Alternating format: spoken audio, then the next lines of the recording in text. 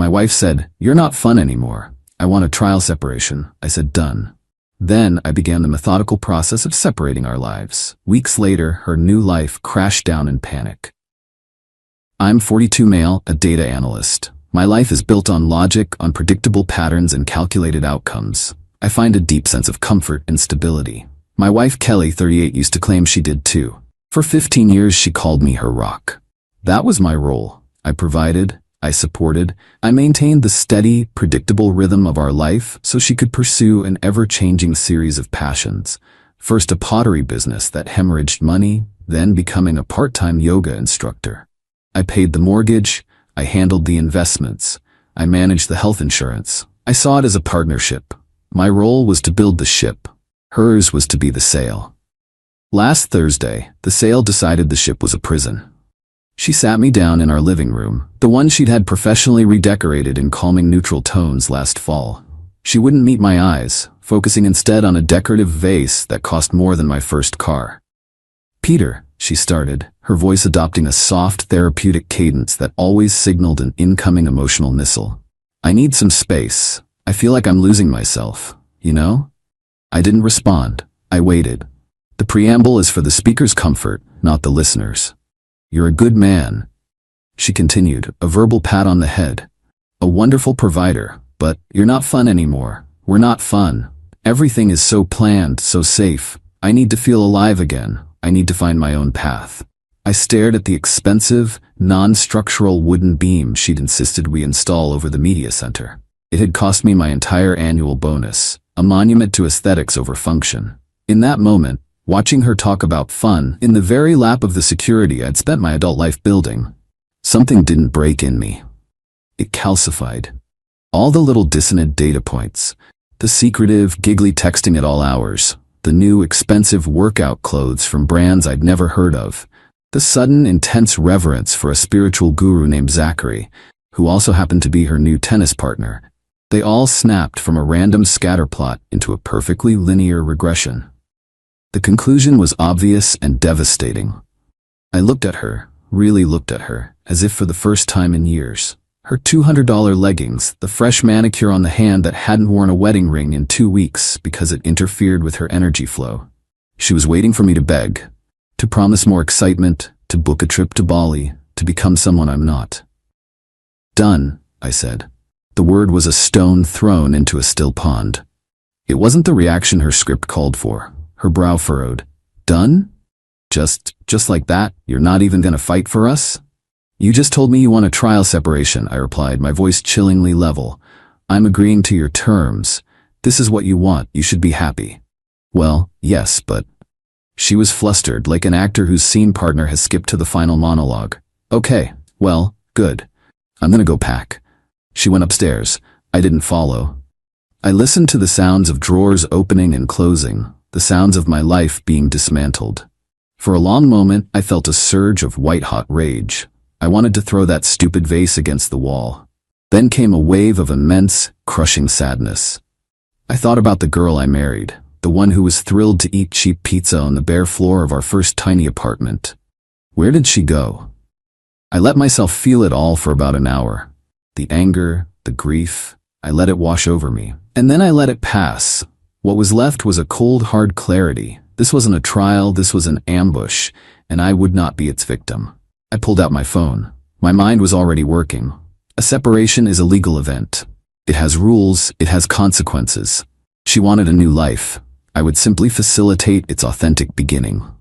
My first call wasn't to a bank. It was to a highly recommended family law attorney, Victoria. I got her voicemail, left a concise message, and received an email a half-hour later to schedule a consultation for the next morning.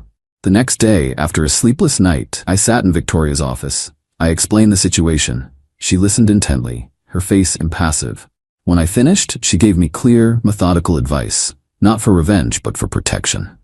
"The moment of separation is a critical legal marker, Peter," she said. "Your actions from this point forward must be transparent and defensible." Guided by her counsel, I spent the rest of that Friday taking careful, deliberate steps. Financial separation. As advised, I opened a new, individual checking account. I didn't drain the account she used, as that could be seen as financial abuse. Instead, I left a significant cushion, $4,000, in the old account to serve as a transitional buffer. I then transferred the remainder of the funds, my savings from my salary, to my new secure account. I updated my direct deposit with HR to route all future paychecks to this new account. I documented the exact time and date of the transfer, noting it was post-separation. Credit disentanglement. I am the primary holder on our main credit card. Qley was a supplementary user. I called the company, informed them of our legal separation, and had her card immediately deactivated. I assumed responsibility for the full outstanding balance, nearly $8,000. It was a clean, legal amputation. The benefits time bomb. I logged into my employer's HR portal. I updated my marital status to legally separated. This triggered the qualifying life event. The system confirmed the change and informed me that spousal benefits for Qley would be terminated effective the last day of the current month. It was June 15th. She had 15 days of coverage left. A notification regarding COBRA continuation coverage, the system noted, would be mailed to our home address within 10 business days. This was the most critical step. Her prescription for Maxalt, for her chronic migraines, costs over $600 a month out of pocket. Qley came by Saturday to pick up more of her things. She was breezy, acting as if this was all a grand adventure. "Hope you're not too lonely rattling around in this big old house," she said with a pitying smile. "I'm managing," I said. "By the way, I've started the formal process. Just wanted you to know." "Process? What process?" she asked, distracted, looking at her phone. "The separation," I said. "Legal stuff. Lawyers? You'll probably want to talk to one." She just laughed. "Oh, Peter, so dramatic. It's a trial. We'll talk in a few weeks." She had no idea. She thought the rock would just sit here, waiting patiently while she went exploring. She was wrong. Update 1. It took about 5 days for the first tremors to hit her new reality. The trigger was, as expected, the credit card. I got a text on Wednesday. "Qley, this is so weird. My card was just declined at Lululemon. The girl at the counter was so rude about it. Can you call them? I think their system is down." Me, there's no system error. I canceled your supplementary card last week. We're separated, Qley.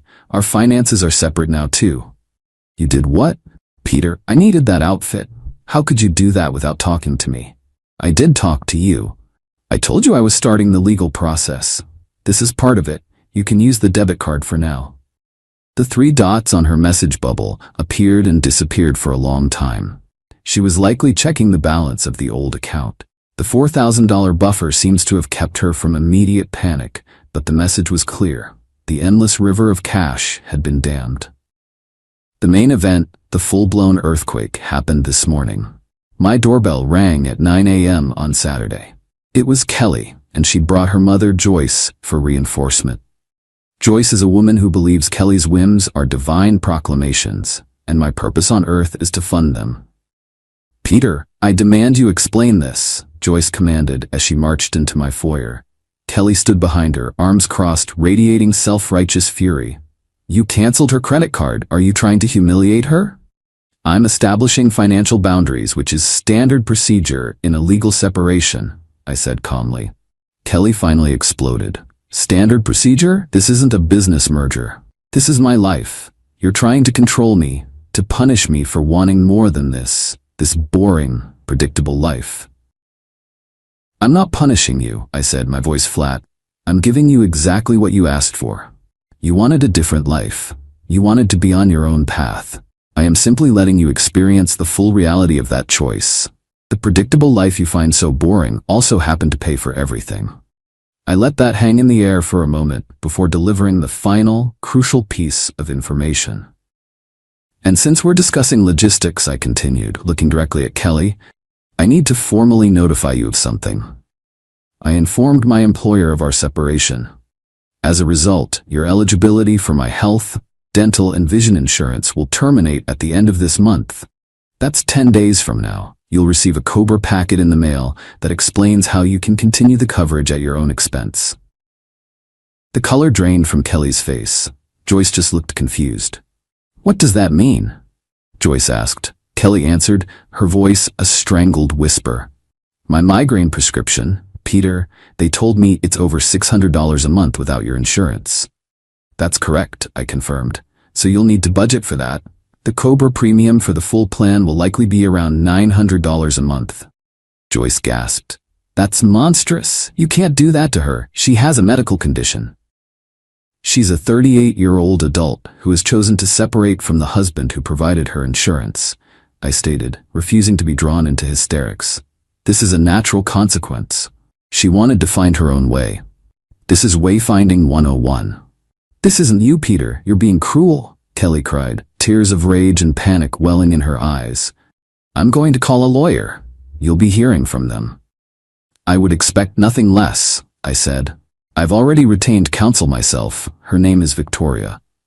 The fact that I already had a lawyer, that I was 2 steps ahead of her, seemed to stun her more than anything else. She stared at me, her mind clearly reeling, trying to reconcile the predictable rock she'd left with the cold, calculating stranger standing before her. She grabbed her mother's arm and stormed out. The war has begun. Update 2. The initial skirmishes have given way to the slow, grinding machinery of the legal process. As promised, I heard from Qley's lawyer about 2 weeks after our confrontation.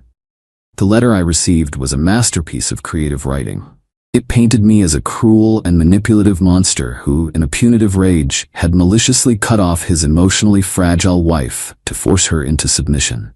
It demanded I immediately reinstate all financial support, pay for her legal fees, and it outlined an outrageous demand for long-term spousal support. I forwarded it to Victoria, who was completely unfazed.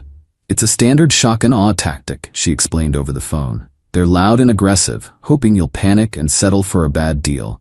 We will respond with calm, documented facts. And we did. Our response, which took her several days to meticulously craft, was a quiet work of art. We calmly refuted every claim, not stating that I had acted responsibly, and upon legal advice to separate our finances, following Qley's abandonment of the marital home. We made it clear we would not be reinstating any funds. Then came the counter-offensive. I had taken a gamble and hired a private investigator. It wasn't cheap, and it took him 3 days of surveillance, but the results were worth every single penny. He provided a detailed report complete with time-stamped photos of Qley and Zachary entering and leaving his apartment over several nights, and a clear shot of them having a romantic breakfast on his balcony. We attached the PI's report to our response. We also attached the text message from Zachary. We formally stated that Qley had entered into an adulterous relationship, which was the true cause of the separation. But Victoria didn't stop there. She added a devastatingly effective legal motion. We filed for discovery, claiming dissipation of marital assets. We alleged that for months, Qley had been using marital funds, my income, to finance her affair. We subpoenaed her bank records, and crucially, we subpoenaed Zachary. We wanted to see his financial records to determine how much of my money had been spent on gifts, dinners, and trips for him. The reaction was seismic. About a week after our response was sent, I received a call from a blocked number. It was Zachary. The smug, enlightened guru persona was gone. He sounded like a terrified college kid. Hey man. Peter, I think there's been a huge misunderstanding here, he stammered. I don't think there's been any misunderstanding at all, Zachary, I said, my voice like ice. This is crazy. Your lawyer is subpoenaing me. I'm just a tennis coach, man. I don't want to be dragged into this. It's going to ruin my reputation. Your reputation is your own business. My finances, however, are mine. Qley spent thousands of dollars on you from an account funded by my salary. My lawyer sees that as fraudulent. You are now a material witness in a divorce proceeding. You can either cooperate or you can explain to a judge why you shouldn't have to. I heard him take a shaky breath. She said you guys were over, that it was just a matter of time. Then you'll have no problem stating that under oath in a deposition, I said. And then I hung up. The entitlement has finally smashed against the hard wall of consequence. Qley and her mother have been calling non-stop, leaving rambling, hysterical voicemails. 1 minute they're threatening me with eternal damnation. The next they're crying, saying I'm destroying her life and that this isn't the man she married. She's right. The man she married would have absorbed this betrayal and quietly suffered. The man she left behind is simply running the data, and the data is not in her favor. Final update. It's over. The divorce was finalized 2 weeks ago. The The whole process took just under 8 months, which Victoria tells me is practically light speed for a contentious divorce. It didn't end in a dramatic courtroom finale. It ended when their entire case collapsed under its own weight. Zachary was the linchpin. The threat of a deposition, of having his finances publicly scrutinized and his role in the affair laid bare under oath, was too much for him. He capitulated completely. His lawyer reached out to Victoria and offered a full, signed affidavit in exchange for being dropped from the proceedings. He detailed the entire affair, confirming it began long before the separation. He wanted out, and he was willing to burn Qley to the ground to get there. With her infidelity proven and her financial claims exposed as a sham, Qley's leverage vanished. Her pit bull lawyer, seeing a losing and expensive case, aggressively pushed her to settle. Here are the final consequences. The house. We sold it. As our primary marital asset, the equity was split 50-50, as per state law. My share was enough to secure a down payment on a comfortable, if smaller, condo. Her share was a substantial one-time payment, the last she'll ever receive from me. Spousal support. This was her last stand, and it failed. Due to the clear evidence of infidelity and her dissipation of our assets, the judge awarded her only 2 years of minimal rehabilitative alimony. It's barely enough to cover the rent on a basic apartment and is explicitly intended to support her while she finds full-time employment. The fun is officially unfunded. The assets. Our dissipation claim was successful. Based on bank records, we proved she'd spent over $15,000 on her affair. That amount was deducted directly from her half of the house equity and awarded to me. In the end, she paid me back for financing her own betrayal. The lives they chose have now fully materialized. Qley is renting a small apartment. She works as a full-time office manager for a landscaping company. Her social media is now mostly generic inspirational quotes. Zachary, I've heard, broke up with her the moment his legal troubles began and has struggled to retain clients at his club. Reputations are indeed fragile. Joyce now has a financially and emotionally dependent daughter who is deeply unhappy with her new, non-glamorous life. As for me, I'm healing. It's an active process. The first few months were a grim exercise in legal strategy, but once the dust settled, I had to confront the 15-year hole in my life. I found a good therapist to help me process the sheer scale of the deception. It's not about anger anymore. It's about understanding how I let myself become so complacent, how I ignored so many red flags. My new condo is my sanctuary. It's quiet, it's filled with my books, my old comfortable armchair, and a ridiculously complex German coffee maker that Qley would have called hideous. It makes a perfect cup of coffee every morning. That simple, predictable pleasure feels more like fun to me than anything I've experienced in years. I've started hiking on weekends, something Qley always despised. The other day, standing on a ridge overlooking the valley, I felt a sense of peace that was so profound it almost brought me to tears. It wasn't the thrill Qley was chasing. It was something deeper. It was freedom. The rock is no longer an anchor for someone else's ship. It's a mountain, standing on its own.